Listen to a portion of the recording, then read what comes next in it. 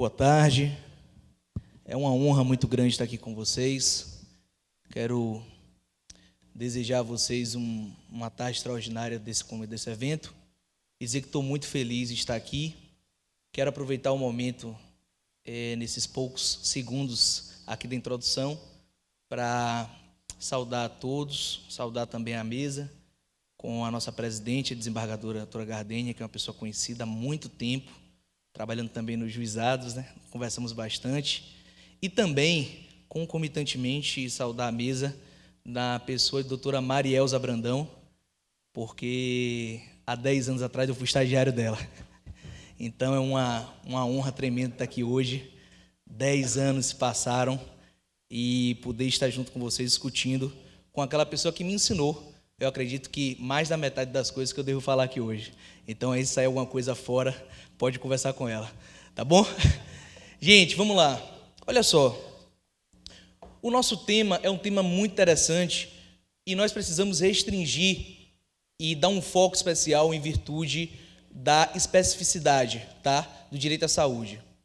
Nós temos hoje, no Brasil, como foi falado pela desembargadora, uma enorme dificuldade de ter acesso à saúde de qualidade. Isso não é difícil para ninguém perceber e, para tanto, basta você visitar ou precisar utilizar do Sistema Único de Saúde, ou utilizar o SUS, ou utilizar algum hospital, tá?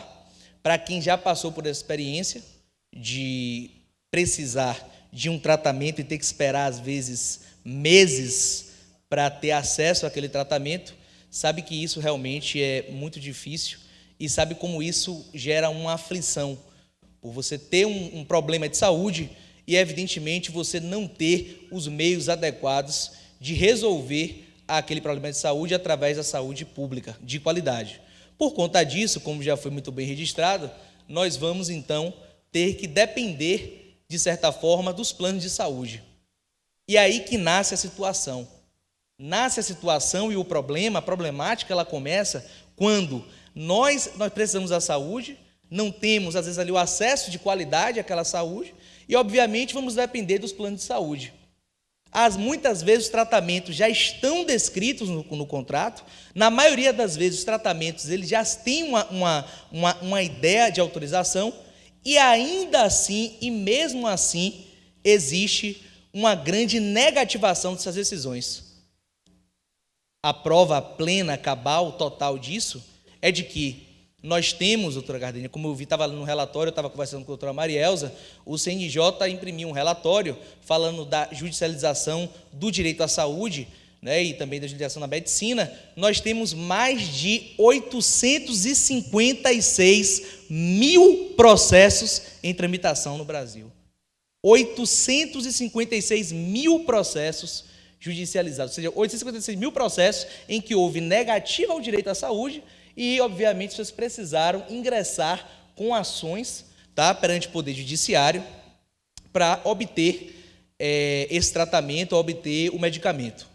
O que é interessante é que dos 856 mil processos, mas olhando os processos que já foram julgados, os processos que já têm sentença e que houve de recurso e foi transitado em julgado, os dados são alarmantes, porque nós temos que 80%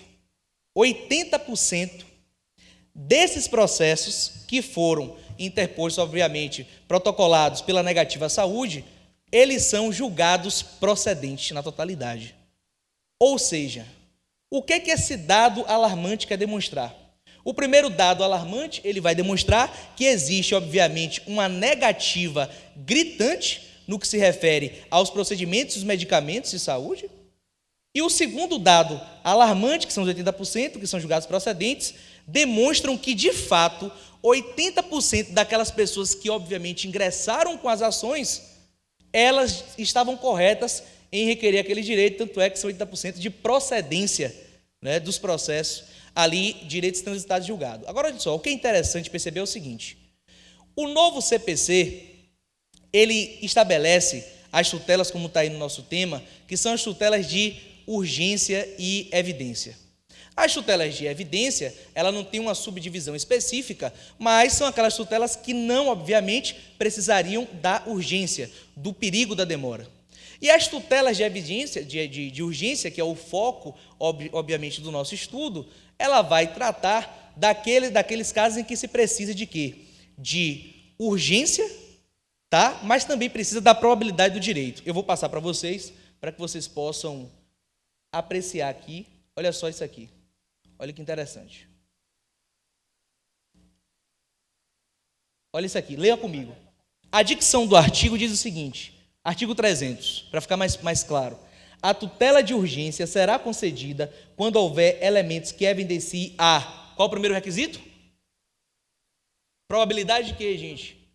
Probabilidade do direito e o perigo do dano, ok? Então vamos lá, probabilidade do direito somado mais a perigo do dano, não tem ou, tá certo? Aí ele vem, ou o risco ao resultado útil do processo. Perceberam aí? O artigo, da forma como ele está colocado, ele revela, obviamente, que você vai precisar necessariamente observar a probabilidade do direito, de um lado, somado ou ao risco, sim ou não, do processo ao final, ou ao perigo do dano. São critérios, então, de urgência. Qual é a grande situação hoje, desembargadora doutora Gardênia, que você vê muito hoje que, como desembargadora no tribunal, é responsável, na verdade, por apreciar os recursos e que a gente observa muito.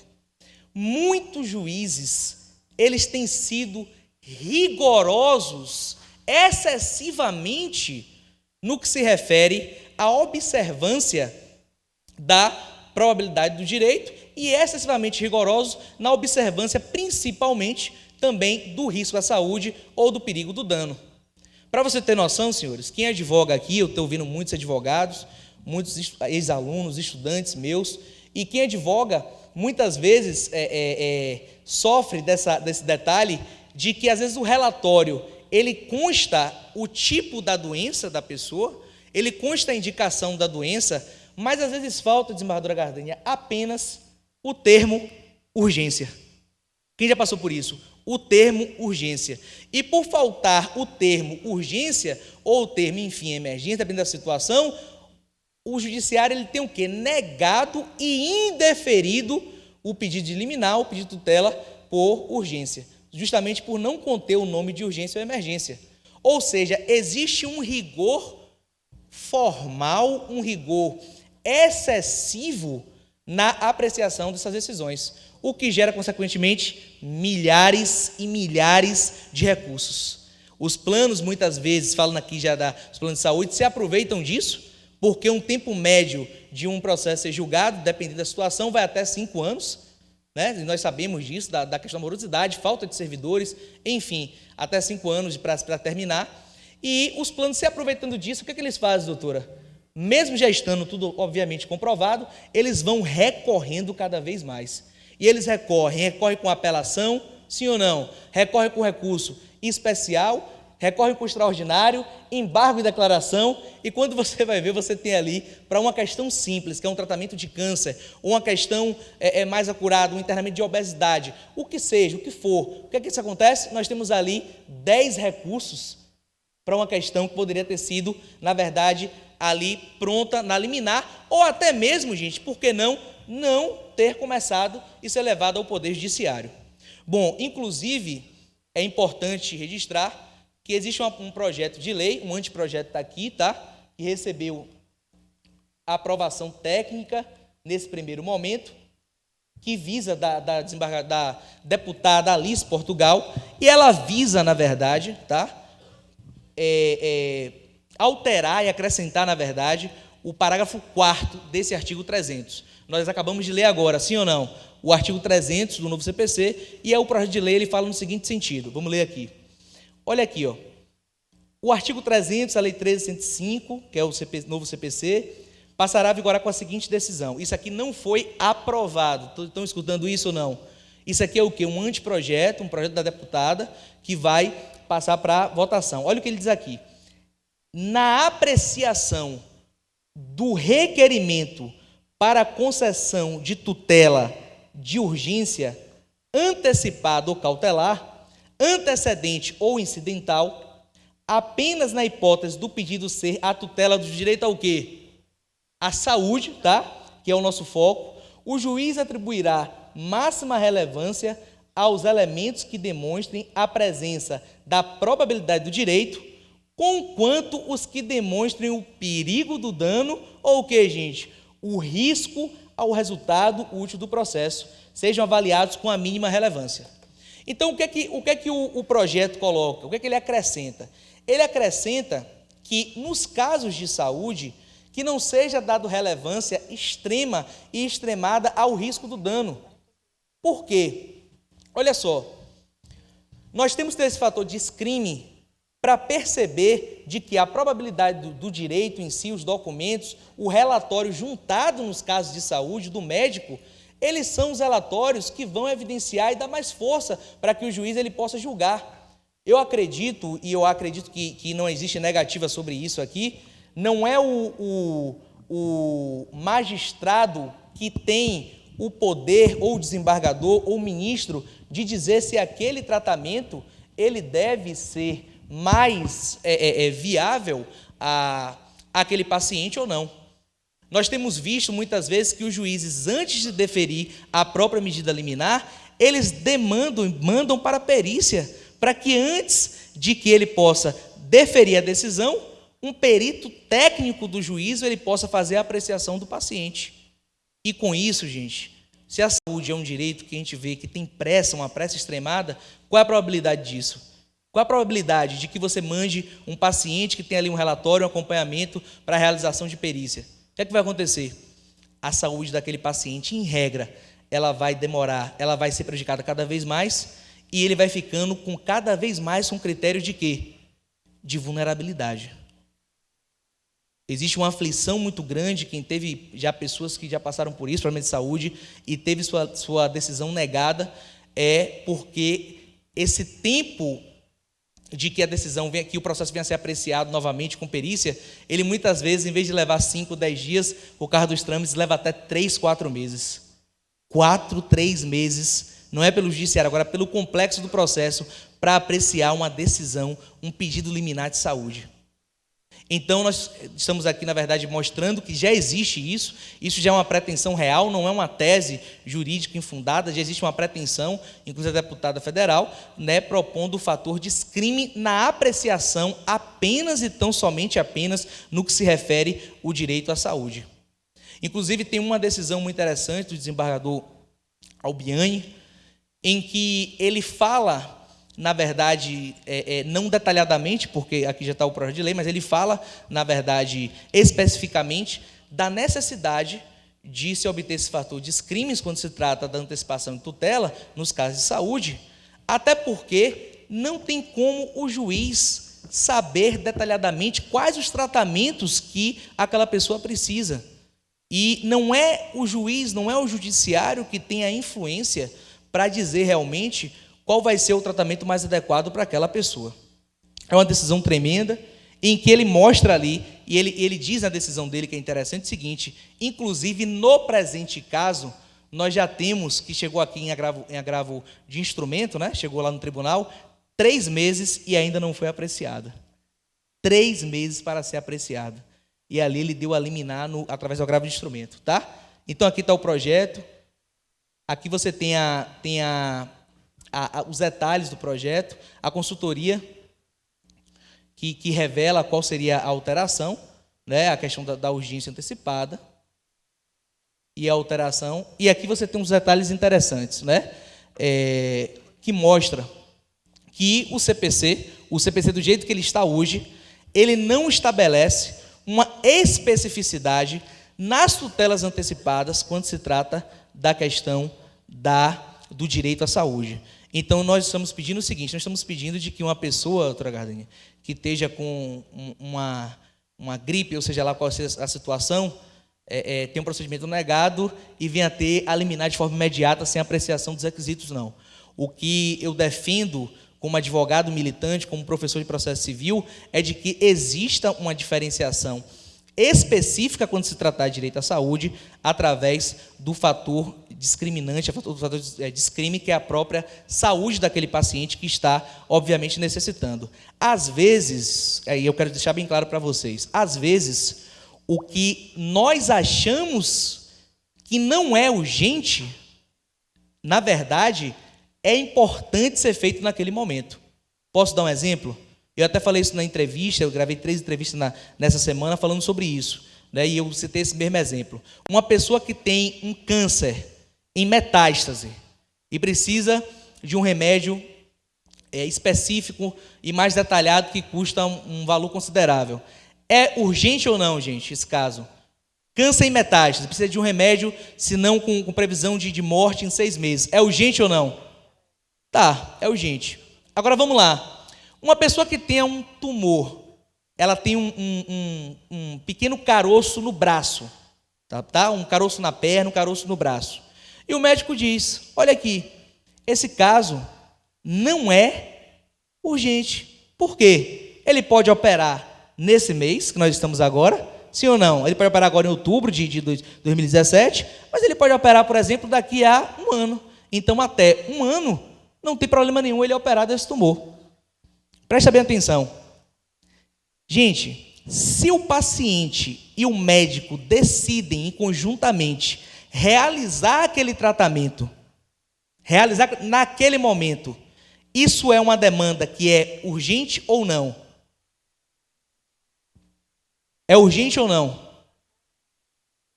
A questão é que é urgente. Ele vai morrer para o mês?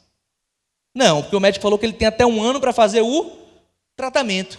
Mas me diz uma coisa, a decisão de realizar o tratamento é do médico e do paciente ou do plano de saúde que nega aquela demanda?